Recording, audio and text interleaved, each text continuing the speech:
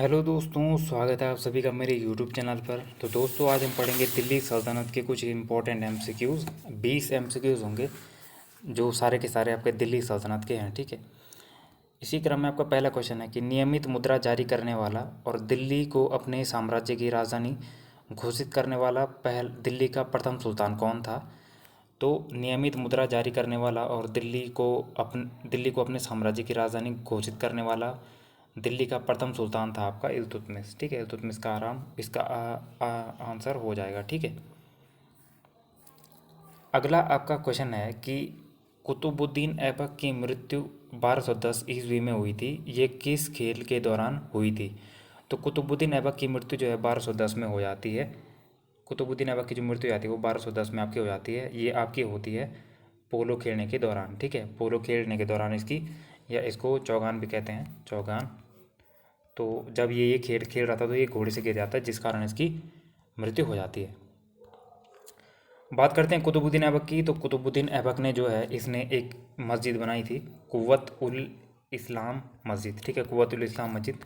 और इसने एक 2.5 दिन का झोपड़ा भी बनाया था, 2.5 दिन का झोपड़ा। ठीक है, 2.5 दिन का झोपड़ा भी इसने बनाया था।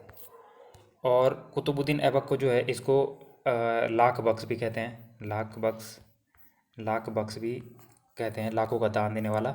और इसको और इसको जो है पील बख्श भी कहते हैं, पील बख्श, हाथियों का दान देने वाला इसका अर्थ होता है। तो इसको जो है पील बख्श भी कहते हैं। अगला आपका प्रश्न है कि किसने किसने अपने आप को खलीफा घोषित किया था। तो वह कौन था जिसने अपने आप को खलीफा घोषित किया था। तो आपका ये मुबारक शाह खिलजी हो जाएगा। इसने अपने आप को खलीफा घोषित किया था। ठीक है, मुबारक शाह खिलजी जो है इसने अपने आप को खलीफा घोषित किया था। इल्तुतमिश की बात करते तो इसने इक्ता प्रणाली चलाई थी, और एक इसने तुर्क ए चहलगानी संगठन बनाया था इल्तुतमिश ने। ठीक है, और अपने आप को खलीफा घोषित किया मुबारक शाह खिलजी ने। अगला आपका प्रश्न है कि नासिरुद्दीन महमूद के काल में किसके नेतृत्व में भारतीय मुसलमानों का एक अलग दल बनाया गया था। तो नासिरुद्दीन महमूद के काल में किसके नेतृत्व में भारतीय मुसलमानों का एक अलग दल बनाया गया था। इसका आंसर आपका हो जाएगा, इमादुद्दीन रिहान। ठीक है, इमादुद्दीन रिहान के काल में जो है इमादुद्दीन रिहान के नेतृत्व में जो भारतीय मुसलमानों ने एक अलग दल बनाया था नासिरुद्दीन महमूद के काल में। अगला क्वेश्चन है आपका कि दशमलव प्रणाली पर आधारित सेना का गठन किया था। तो जो दशमलव प्रणाली पर आधारित सेना का गठन किया था, दशमलव प्रणाली पर जो सेना का गठन किया था वो क्या था आपका, मोहम्मद बिन तुगलक ने।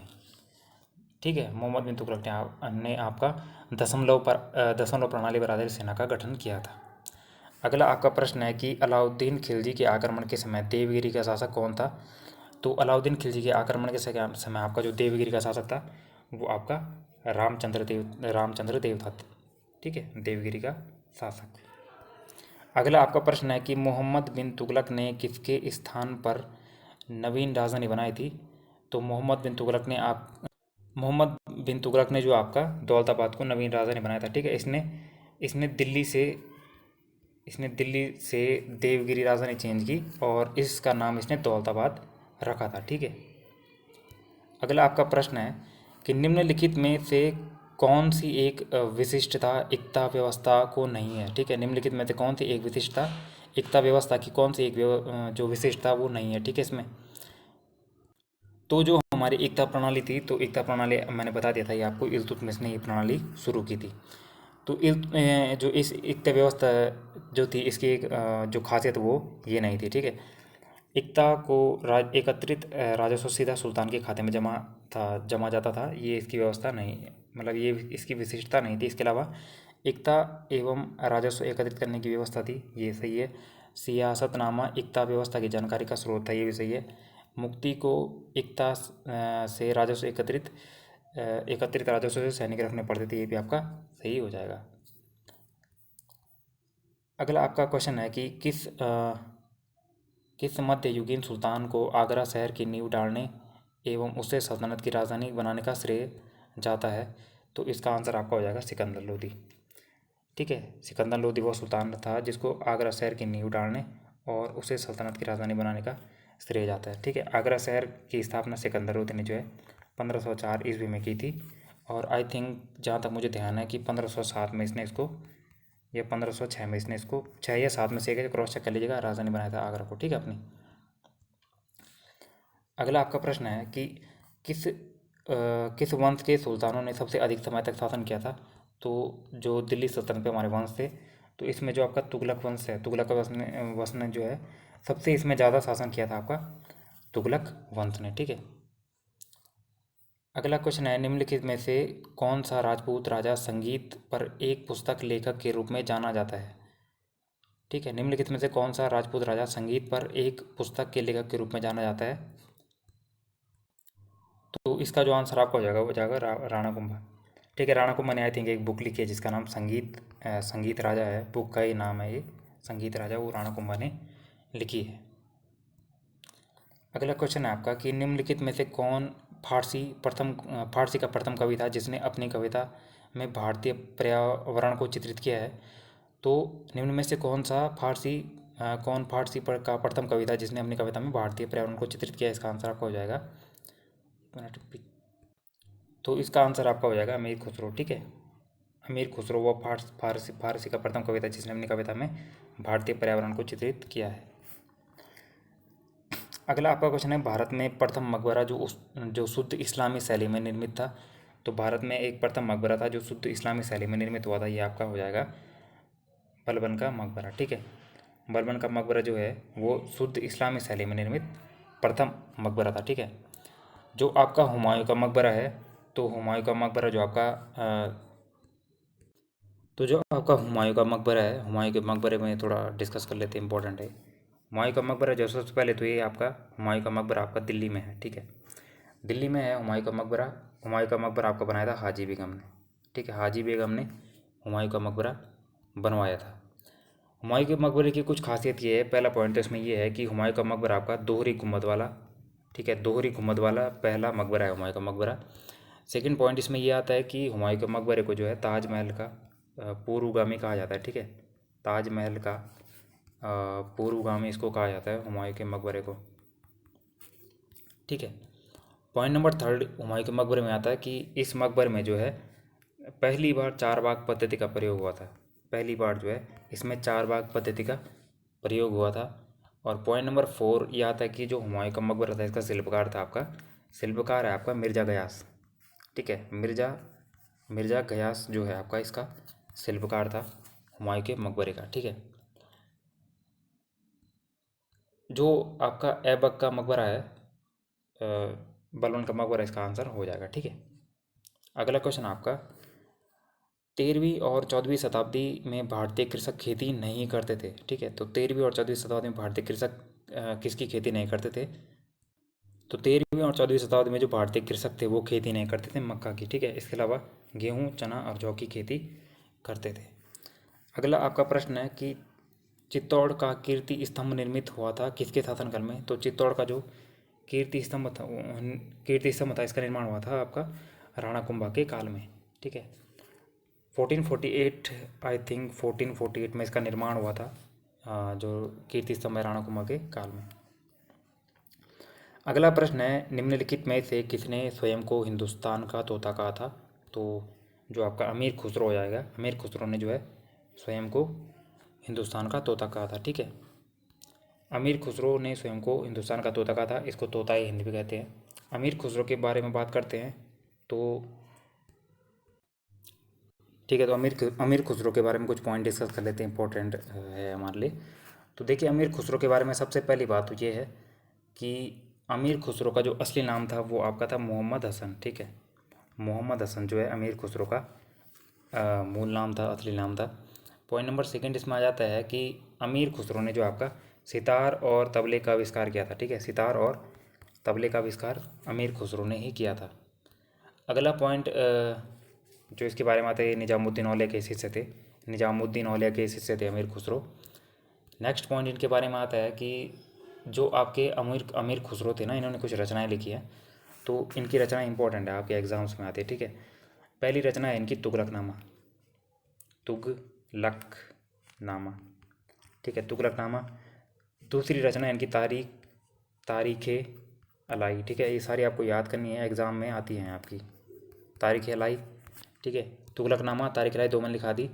तीसरी रचना इनकी किरात उस सादिन, किरात उस सादिन, किरात उस सादिन हो गया। एक इनकी रचना है आशिका, और एक इनकी रचना है नूप सिपियर, ठीक है, नूप और सिपियर, ये इनकी रचनाएं हैं, ठीक है। तो अमीर खुसरो के बारे में इतने पॉइंट इंपॉर्टेंट। अगला आपका प्रश्न है कि निम्नलिखित में से कौन फारसी का प्रथम कवि था जिसने अपनी कविता में भारतीय पर्यावरण को चित्रित किया? तो ये आपका ऊपर आ गया था, ये आपका अमीर खुसरो इसका आंसर हो जाएगा, ठीक है। अगला क्वेश्चन है, निम्नलिखित में से किस सुल्तान ने कुतुब मीनार की 5वीं मंजिल का निर्माण कराया था? तो कुतुब मीनार की 5वीं मंजिल का निर्माण आपका कराया था, कुतुब मीनार की 5वीं मंजिल का निर्माण जो आपका फिरोज़ तुगलक ने कराया था, ठीक है। फिरोज़ तुगलक ने आपका कुतुब मीनार की 5वीं मंजिल का निर्माण करवाया था। कुतुब मीनार के बारे में कुछ इंपॉर्टेंट फैक्ट डिस्कस कर लेते, ठीक है। कुतुब मीनार की बात की जाए तो कुतुब मीनार जो है, सबसे पहले जो ऐबक ने था, ऐबक कुतुबुद्दीन ऐबक था, तो ऐबक ने जो है कुतुब मीनार की आपकी नींव डाली थी, ठीक है। उसके बाद इसमें थोड़ी आगे बढ़ते हैं, तो जो इल्तुतमिश था, इसने इस कुतुब मीनार का निर्माण पूरा कराया था। उसके बाद जो है कुछ टाइम बाद बिजली गिरने से जो कुतुब मीनार की एक मंजिल ध्वस्त हो जाती है, तो फिरोज़ तुगलक जो है इसमें इसकी चौथी मंजिल की जगह, क्योंकि इसमें 4 मंजिलें थी ना पहले, 1 2 3 4, ठीक है। तो जब चौथी मंजिल ध्वस्त हो जाती है तो फिरोज़ तुगलक इसमें 2 और मंजिलें बढ़ा देता है, इसके कारण ये 5 मंजिला हो जाती है। तो ये इसका निर्माण करवा दिया था इसने, ठीक है। कुतुब मीनार से एक क्वेश्चन और आता है कि कुतुब मीनार का निर्माण जो किस टाइम पे हुआ था? तो आपका 13वीं सदी हो जाएगा, ठीक है, इसका आंसर। 13वीं सदी में जो है कुतुब मीनार का निर्माण कार्य पूरा होता है, और आई थिंक 72.5 मीटर इसकी हाइट है। क्रॉस चेक कर लीजिएगा, कमेंट बॉक्स में बता दीजिएगा मुझे, ठीक है। अगला क्वेश्चन आपका कि सल्तनत काल में दीवान ए अमीर कोई विभाग किससे संबंधित था? दीवान ए अमीर कोई विभाग की बात हो रही है, दीवान ए अमीर कोई विभाग किससे संबंधित था? तो दीवान ए अमीर कोई आपका कृषि से संबंधित हो जाएगा, ठीक है। दीवान ए अमीर कोई आपका कृषि से संबंधित था। जो दीवान ए अमीर कोई है, इस विभाग की स्थापना, जो आपका दीवान ए अमीर कोई है, दीवान ए अमीर कोई की स्थापना की आपकी मोहम्मद बिन तुगलक ने, ठीक है। मोहम्मद बिन तुगलक ने दीवान ए अमीर कोई की स्थापना की, ठीक है। बाकी और विभाग भी डिस्कस कर लेते हैं। पहला था यहाँ पे दीवान ए अर्ज, ठीक है, दीवान ए अर्ज। दीवान ए अर्ज जो है ये आपका सैन्य विभाग था, और इसकी स्थापना की थी आपकी बलबन ने, ठीक है। बलबन ने दीवान ए अर्ज की स्थापना की थी, सैन्य विभाग। सेकंड आपका आ जाता है दीवान ए रियासत, ठीक है, दीवान ए रियासत आ जाता है।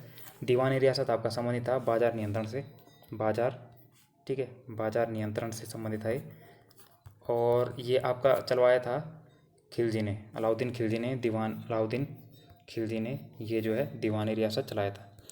एक आपका आता है इसमें दीवान ए मुस्तखराज, ठीक है, दीवान ए मुस्तखराज, ठीक है, दीवान ए मुस्तखराज आपका, ये आपका वित्त विभाग था, से संबंधित था दीवान ए मुस्तखराज।